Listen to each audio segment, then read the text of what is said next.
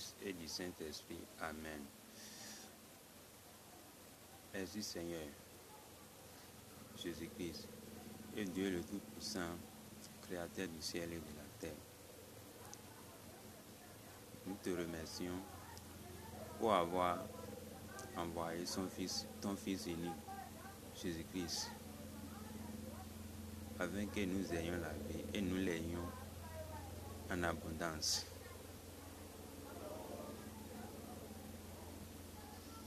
Merci Seigneur, notre Dieu.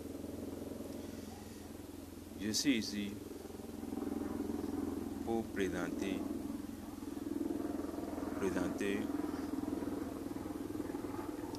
la signification de la naissance de Jésus-Christ pour l'humanité. Jésus est venu au monde pour que nous ayons la vie, nous l'ayons en abondance. Mais la meilleure manière de vivre est d'aimer les uns les autres comme Jésus-Christ nous aime. Mais cela ne peut pas se faire sans la souffrance. Nous n'allons pas vivre longtemps avec le compromis. Quand la voie de compromis est la voie de destruction et non de l'union. À travers ces vidéos audio qui est mis en vidéo, cette vidéo est éditée par moi-même. C'est mon audio. Je m'appelle Julien Sabo. Et j'ai fait ça là, c'est pour enseigner aux gens que Jésus-Christ existe. Et que après notre mort, que la vie sur cette terre, c'est pour un peu de temps. Après notre mort, nous allons bénéficier beaucoup de choses. Il n'y a pas de paix dans ce monde. C'est un monde de destruction et c'est la haine et la guerre. Mais si tu te comportes comme il faut et tu penses que c'est Dieu qui peut te sauver, je suis très sûr que tu vas vivre heureux. Et à la fin de ta vie, tu sauras que tu n'auras rien à se reprocher. Et ta qualification pour le royaume des cieux est garantie. Et je crois que nous tous, nous allons voir Jésus. Et nous serons dans son royaume en majorité. Amen.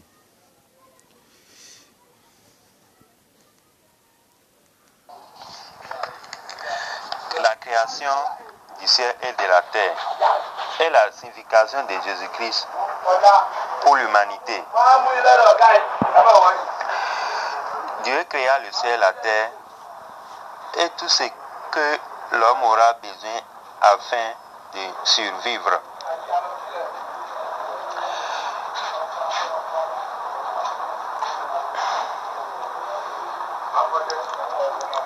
Après plusieurs années, après la création, Dieu remarqua que les hommes ne peuvent pas vivre pendant longtemps sur la terre à cause de leur caractère. Pour certains, la meilleure manière de survivre est de faire du mal aux autres à travers des combats et des guerres et acquérir des richesses et autres. Pour survivre, il faut avoir la foi à travers le Dieu labeur et en priant à Dieu afin que ces problèmes soient résolus. Ici, nous allons essayer d'expliquer la naissance de Jésus-Christ, ses œuvres et ses recommandations aux humanités. Parlant de la naissance de Jésus-Christ, Plusieurs prophètes ont annoncé l'arrivée de Jésus-Christ. Que à travers Ésaïe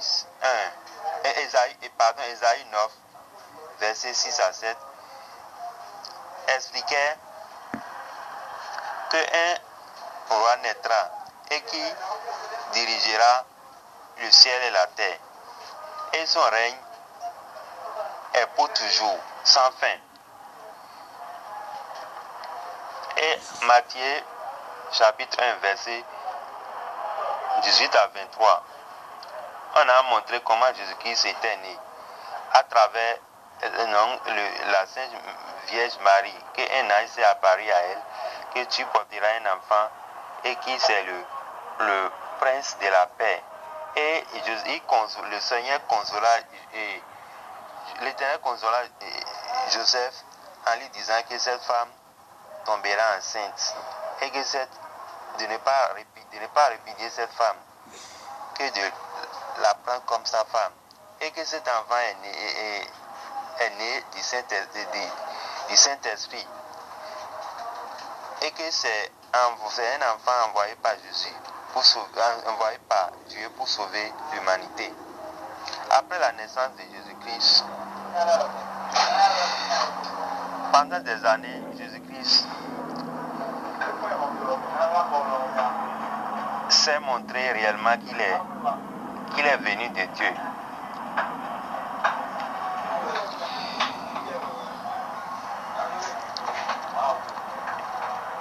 Sur la terre, Jésus a accompli plusieurs œuvres à travers les œuvres d'évangélisation, de la guérison et parmi autres. Pour la guérison, Jésus-Christ a fait un miracle en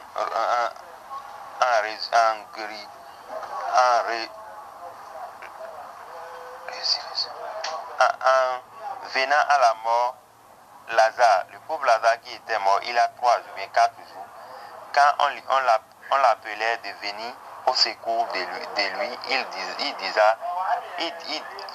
il a dit qu'il ne peut pas venir, Lazare n'est pas mort, qu'il sera revenu à la vie même. Après 3 jours, 4 jours, quand il venait là, il pria sur le tombeau et ordonna à Lazare de revenir à la vie. Donc après quelques minutes, Lazare est revenu à la vie en couvrant d'un pain blanc. Et après c'est le grand miracle que Jésus a accompli dans sa vie. Et aussi il a guéri plusieurs maladies, autres maladies, beaucoup de maladies. Donc, et il a formé, sur la terre, il a formé des disciples, principalement les 12 apôtres. Ces 12 apôtres l'ont suivi partout où il allait, à travers les guérisons, à travers tout ce qu'il avait accompli sur la terre. Il y a les 12 disciples. En lisant Matthieu 10, 1 à 31, a expliqué comment les 12 disciples ont été formés et comment les choses se passaient et comment ils guérissaient les gens. Et il les a affirmés que la seule personne qui les trahira est Judas.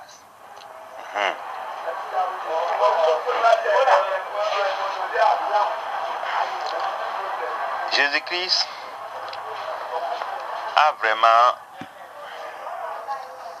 enseigné à tout le monde entier que le royaume des cieux appartenait à ceux qui ont accepté de souffrir. À travers Matthieu 5, verset 1 à 11 et Luc 6, verset 20 à 30. Jésus a montré le sort des riches et le sort des pauvres.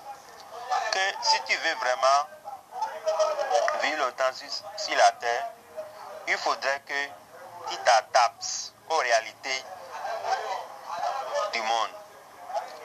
À savoir, éviter le compromis et se confier à la parole de Dieu. C'est à travers cette parole que tu peux avoir la paix et avoir une vie paisible. Si c'est en dehors de ces paroles, tu n'auras jamais la paix. Tout ce que tu auras sera à la destruction. Si nous, Psaume 37, énumère comment les méchants et les justes puissent acquérir les récompenses. Le récompense, quoi qu'en soit ce que tu es en train de faire sur la terre, le bon ou le mal, chacun aura sa récompense à travers Psaume 37. Plusieurs œuvres ont marqué la vie de Jésus, mais avant de partir, de quitter ce monde, il a partagé un repas de souvenir avec ses disciples. À travers Matthieu 26, verset 26, Jésus-Christ, prenant le pain et le vin, il leur ordonna à ses disciples de prendre ce pain et de manger, et le vin de boire, pour se souvenir de lui. Car ce pain est comme le sang qui sera versé par terre pour eux, pour le pardon de leurs péchés auprès de Dieu. Et il affirma que tout ce qui se passera a été déjà écrit sur lui. Et ça doit s'accomplir. Il ordonna à Pierre que pour les quelques heures à suivre, de ne pas se montrer qu'il fait partie de ses disciples. Et il les affirma que la seule personne qui le trahira est Judas, est parmi eux. Mais ce dernier veut se montrer, mais il les a dit c'était que ce qui est écrit sur le Fils de l'homme doit s'accomplir. Pour les quelques heures à suivre, Peter a dénié Jésus-Christ et on l'a crucifié et il est mort. Et après le troisième jour, il est ressuscité. Quand il est mort, premièrement, il a été d'abord aux enfers. Il était resté aux enfers. Et après 3 jours, il a quitté l'enfer. Il est parti au ciel, auprès de Dieu. Et où il a eu toutes les gloires. Dieu lui a donné toutes les gloires, tous les pouvoirs. Et il a laissé là.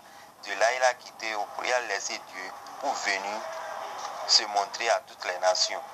À travers Matthieu 28, verset 18 à 20, Jésus ordonna à toute la nation d'aller dans tout le monde entier et de rendre les gens serviteurs de Dieu et d'observer tout ce qui leur a enseigné et qui sera toujours avec eux, de baptiser tout le monde au nom du Père, du Fils et du Saint-Esprit. Il sera toujours avec eux jusqu'à la fin du monde. Et ces recommandations que Jésus-Christ a confiées à l'humanité jusqu'à nos jours, beaucoup de gens pratiquent l'église pour pouvoir être sauvé. Mais malheureusement, beaucoup ne pensent pas à Jésus-Christ aujourd'hui parce qu'ils savent qu'il a trop de souffrance dans la vie, trop de problèmes. Et la seule manière de survivre est de se compromettre.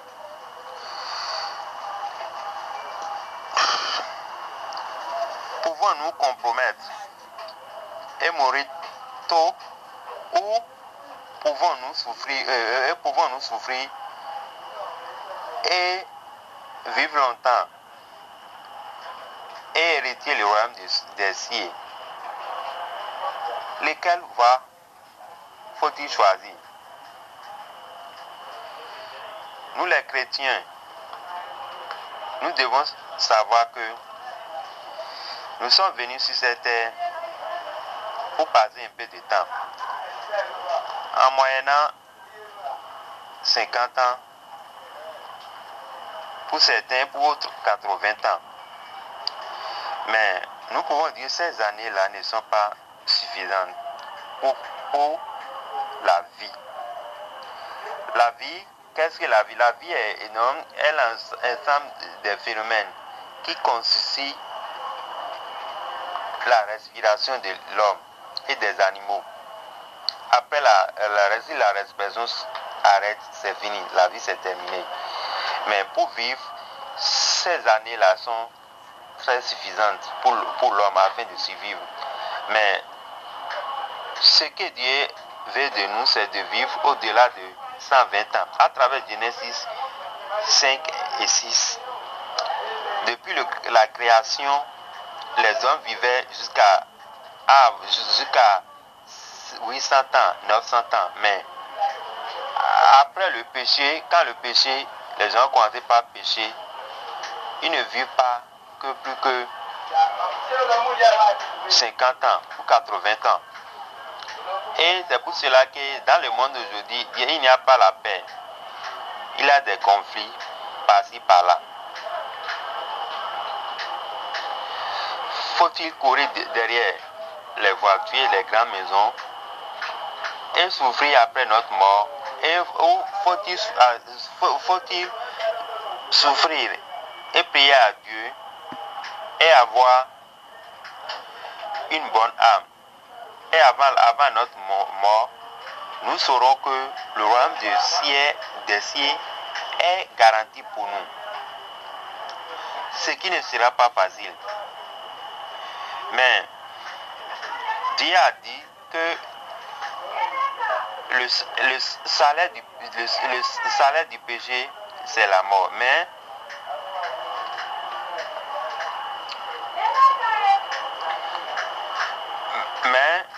le salaire de la foi, c'est la vie éternelle. À travers Romains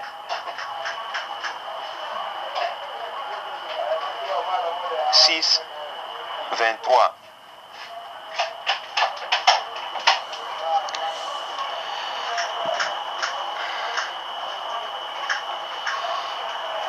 Pour rester sur la terre et bénéficier des œuvres et mettre en place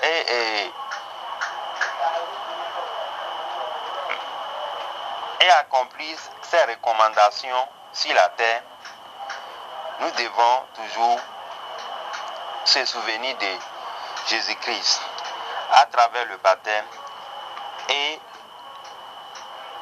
à travers l'obéissance à la parole. Parce que tu peux tout faire dans la vie et faire des miracles, faire des dons, faire tout cela, mais si ton âme n'a pas été sauvée, tu ne vaux rien. L'âme qui est sauvée est une âme qui est sans faute, sans péché. Mais qu'allons-nous continuer à vivre dans le péché ou à vivre dans la sainteté, à afin de bénéficier les dons de Dieu. Ce qui ne sera pas facile. Mais je prie à Dieu que chacun de nous, avant notre mort, puisse avoir une bonne note pour être qualifié dans le royaume des cieux, ce qui n'est pas facile. Mais je prie à Dieu et autour les puissants du ciel et de la terre, et tous les anges, de veiller sur nous, d'avoir pitié de nous et de nous pardonner nos péchés. Quel que soit le degré de péché que nous commettons jour et nuit, que de nous les pardonner. Et ceux qui iront vraiment au ciel, qu'ils pratiquent, qui mettent en pratique la parole de Dieu. Parce que Dieu a affirmé que aucune de ces lois ne sera pas négligée dès le jour du jugement. Ce qui veut dire que une faute commise, même si c'est déjà restauré, réparé, ne sera pas acceptée par Jésus-Christ à travers Hébreux 10, 26 à 31.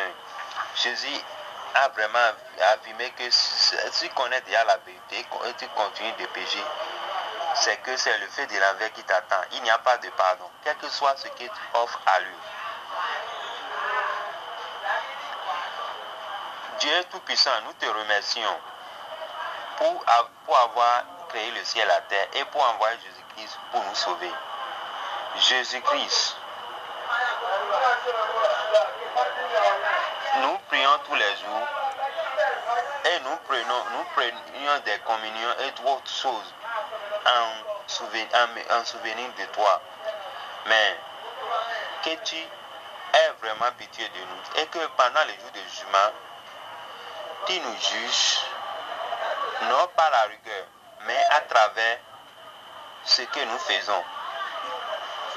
Et si vraiment on a dépassé la ligne rouge du feu de l'enfer, que tu aies pitié de nous et nous racheter et que nous ayons la majorité dans le royaume des cieux.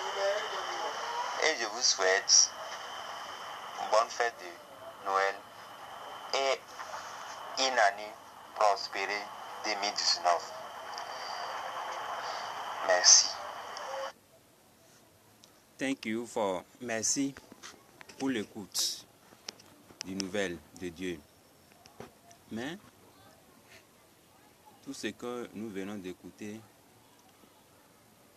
entrera dans notre vie et nous les mettrons en pratique tous les jours de notre vie, so that nous puissions avoir la vie et nous l'ayons en abondance au nom du Père, au nom du Père, du Fils et du Saint-Esprit, nous prions. Amen.